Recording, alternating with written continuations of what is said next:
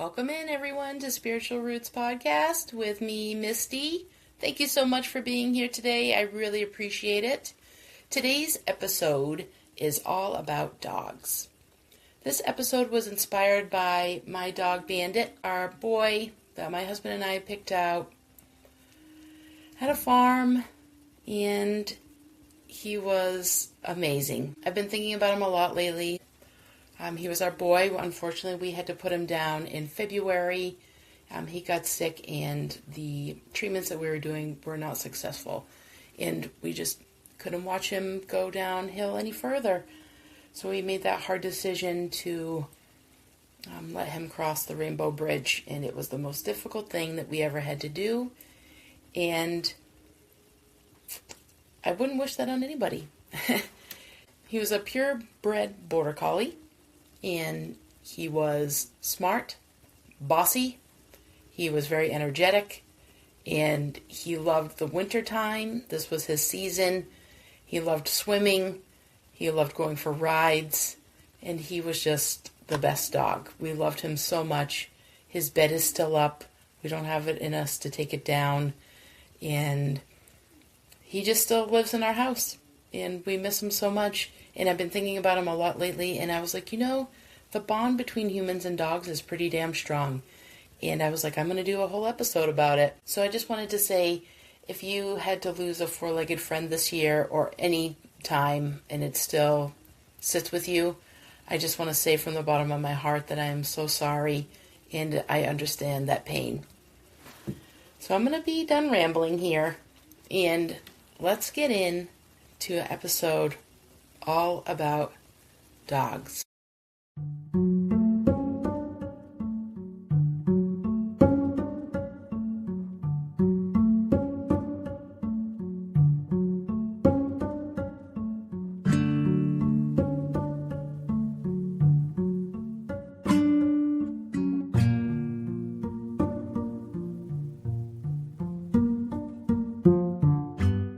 Today we're stepping into a story older than language, older than civilization, older than fire in some ways.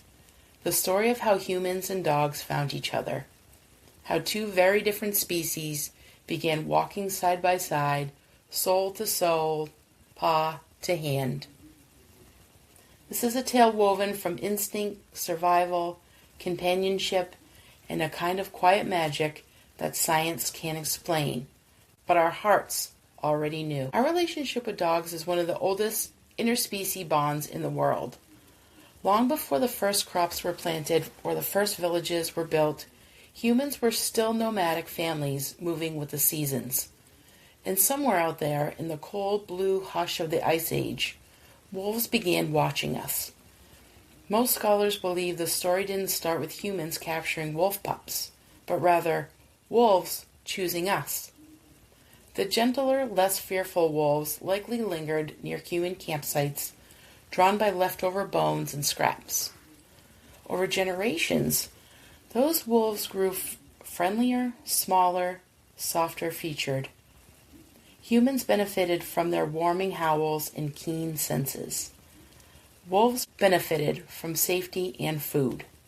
This wasn't domination, it was co-evolution. Two species learning to trust each other. This is why when a dog looks into your eyes, something profound happens. Both of your bodies release oxytocin, the bonding hormone. We are literally biologically wired to love each other. I love that. As millennia passed, these early wolf companions became the first true dogs, shifting from survival partners to guardians, hunters, and spiritual symbols. In ancient Egypt, dogs were honored as sacred animals. They appeared in tombs, represented loyalty, and helped guide souls into the afterlife. In Greece, dogs guarded temples and walked beside warriors, living embodiments of loyalty and courage. In Celtic and Norse traditions, they were seen as guides between worlds, protectors in life, escorts in death, and symbols of fierce devotion. In indigenous cultures worldwide, dogs helped track, protect, haul, hunt, and they were family. They were seen as sentient helpers, beings with spirit and purpose. Dogs were never just animals. They were partners, teachers, and companions. Dogs didn't just follow humans through history. They shaped our evolution. They changed how we hunted, working together, strengthened early communities, helping humans catch larger prey and survive harsh climates. They transformed security. A dog's senses gave human groups nighttime protection, letting us sleep deeply and safely. They reshaped our hearts. Some researchers believe our social structures, our empathy, and cooperative behaviors grew stronger because our relationships with dogs. Even today, dogs reflect what they were born to be: guardians, workers, healers, companions, mirrors for our emotional landscape. Their intuition is ancient, and they feel our fear before we name it, in our grief before it breaks open, our joy before we laugh.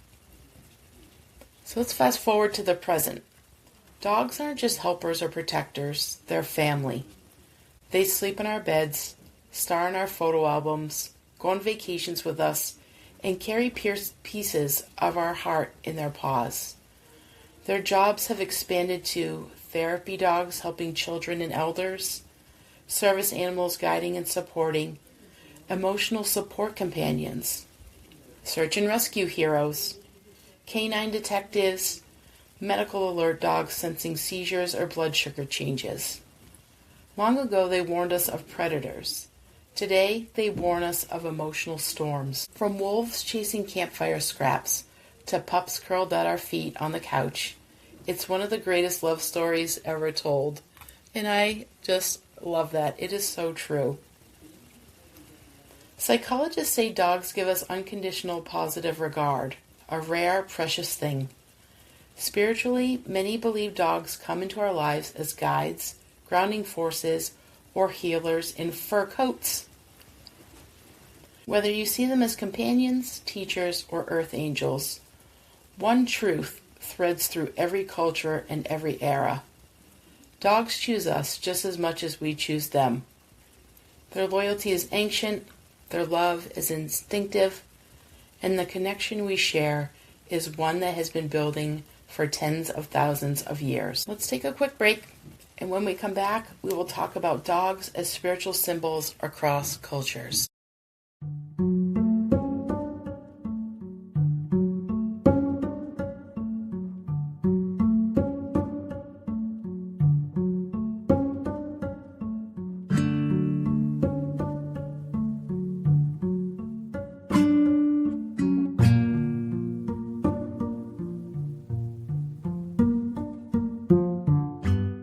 Welcome back, everyone.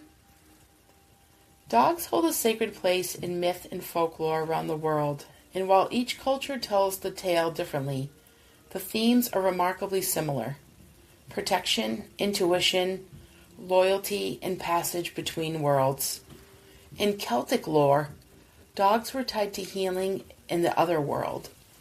Warriors believed dogs guided souls safely home. In Norse mythology, the dog or hound stood at the threshold between life and death, a comfort escort rather than a frightening one. In Mesoamerica traditions, dogs were believed to guide souls across rivers into the afterlife. In Hindu mythology, dogs symbolize loyalty and divine guardianship, connection to both justice and spiritual devotion. In indigenous cultures, dogs serve as helpers, dream messengers, and protectors of human spirit. Across time and culture, dogs take on the role of gatekeepers, healers, and intuitive allies. They stand at the edge of what we can see and what we can sense. Anyone who's ever lived with a dog knows they understand us on a level that feels almost otherworldly. I really think Bandit was psychic. You could put on a sock and he would know exactly what you were going to be doing. Either you were going to be going outside or you were getting up to get breakfast. He just knew exactly what you were doing. Dogs read tone, breath, micro-expressions, body temperature, emotional frequency. But spiritually, many people believe dogs sense energy. They notice shifts in the home, in the body, in the emotional field. They lean into us when we're in grief. They sit beside us when we're overwhelmed. They celebrate with us when we're rising. Their intuition is ancient, primal, and pure. And because they don't use words, they teach us something sacred. Presence. Being present. Isn't that so fleeting sometimes? The kind that says, I'm here, I see you, I feel you. No fixing, no judgment, just love. Just those puppy dog eyes looking up at you, saying, I'm here, I'm with you. There's a special category of bond many people experience. The heart dog. The one soul that feels like it's woven into your own.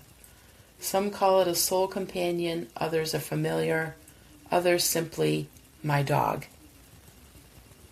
These are the dogs who enter your life at exactly the right moment, reflect your emotional wounds, guide you through major transitions, teach you how to open your heart, help you release grief, make you feel understood without ever speaking. Some believe that dogs travel with us across lifetimes. Others believe they are sent to us by ancestors or spirit guides. However you frame it, the experience feels divine. And when they leave us, the grief is so profound because the love was so profound, wasn't it? It was so deep. It's just, there's no love or bond between us and a dog. I can't say it enough. So here are some rituals and practices to honor your bond. Dogs may not understand human words the way we use them, but they understand intention and they feel energy. Here's a few gentle rituals you can offer your dog, living or past, to honor that connection. The gratitude touch ritual. Sit on the floor with your dog. Place one hand on their chest, one on their back, and breathe slowly. Whisper 3 things you're grateful for about them. Let your energy soften. They'll feel it. Ancestral candle ritual for dogs who have passed. Light a white or honey-colored candle. Place a photo of your dog beside it. Add something of theirs, a collar, a tag, a favorite toy. Say their name out loud. Invite their memory into the space. Thank them for the lessons they gave you. A protection ritual for dogs who are still with you. Place a small piece of black tourmaline or smoky quartz near their bed, out of chewing reach, of course. Set the intention. May you be safe, grounded, and protected. A nature offering. Take your dog to a natural space, woods, a park, or a riverbank. Before you leave, place a flower, herb bundle, or even just your hand to the earth and offer gratitude for their companionship. Here are some crystal herbs or energies connected to dogs. Maybe you'd want to work with some of these. And these are some supportive tools you can share or use around your dog's space. Crystals placed nearby, not for chewing.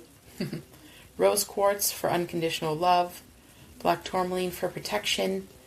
Amethyst for calm and clarity. Clear quartz for harmony. Some herbs you can burn or diffuse in dog-safe spaces, never directly near them. Some lavender for relaxation. Chamomile for emotional soothing. Rosemary for clearing stagnant energy. Cedar for grounding and protection. Cedar can be tricky, so if you have any bunnies, I believe cedar is very toxic for rabbits. So I know this is an episode about dogs, but really this could be for any pet or animal that you have. Just be mindful of any herbs or smoke around them. Some colors aligned with dog energy are earth tones for grounding, soft blues for peace, golden hues for joy and loyalty. I just love that so much. Dogs are so loyal, aren't they? Sitting at your feet, just rubbing their bellies. They're just, I just love them so much. Every dog teaches us something, right? Consciously or not. They can teach us presence, play, trust, forgiveness, rest, protection, boundaries, joy that lives in the body and not in the mind. Dogs are spiritual teachers disguised as companions. They remind us that loyalty is sacred, that love can be quiet, and that healing sometimes has 4 legs. I love that so much. Oh, it's so true. They are such healers. Let's take a quick break, and when we come back, we'll talk about grief and choosing our new dogs.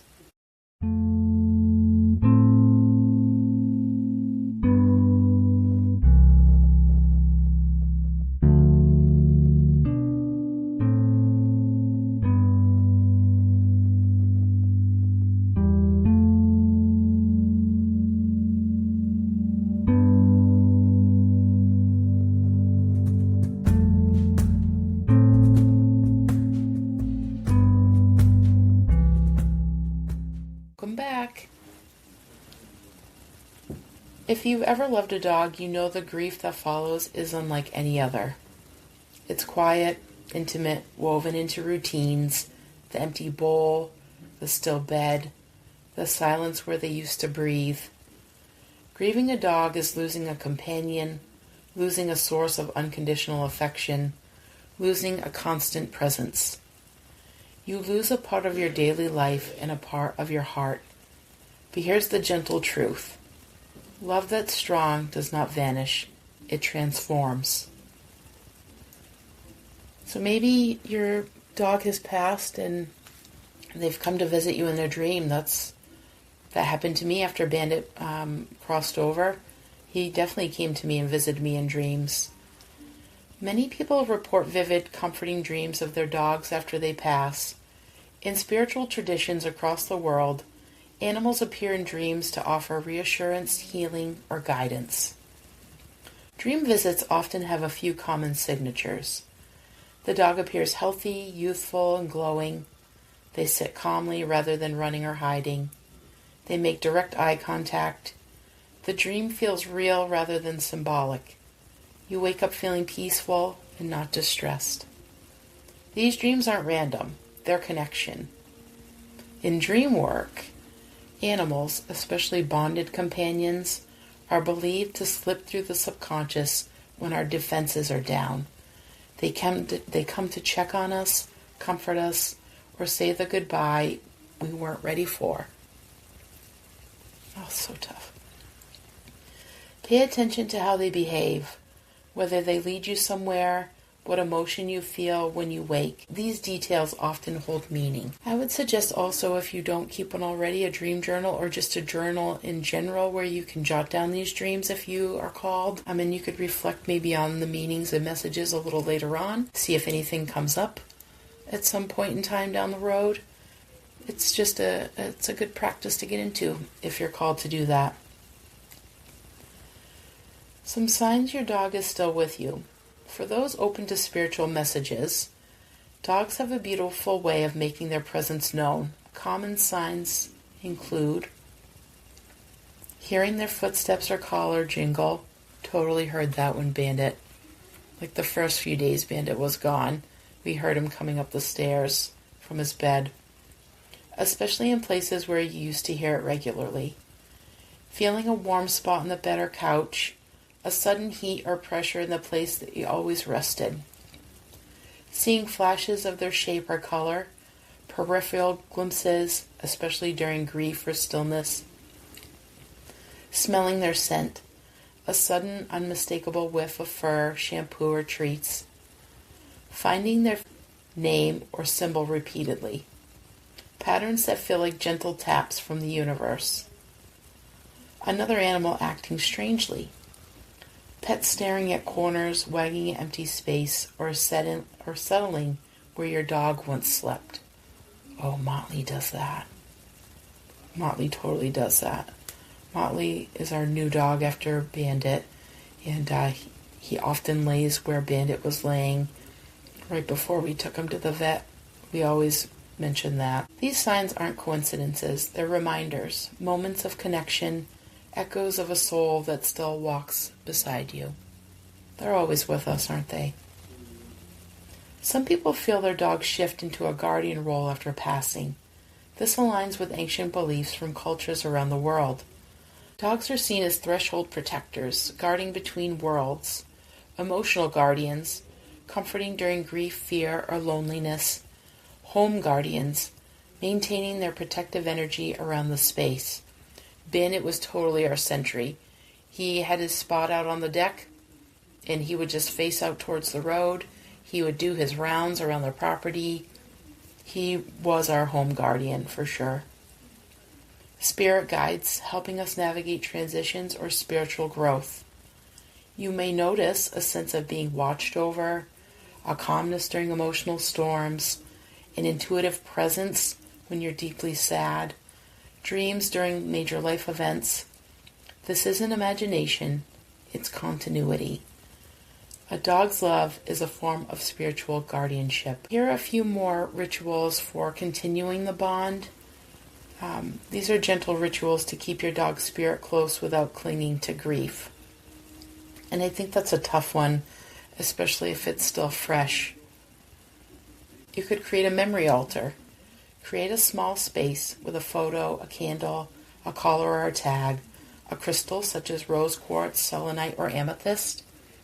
You could light a candle on an anniversary or hard days.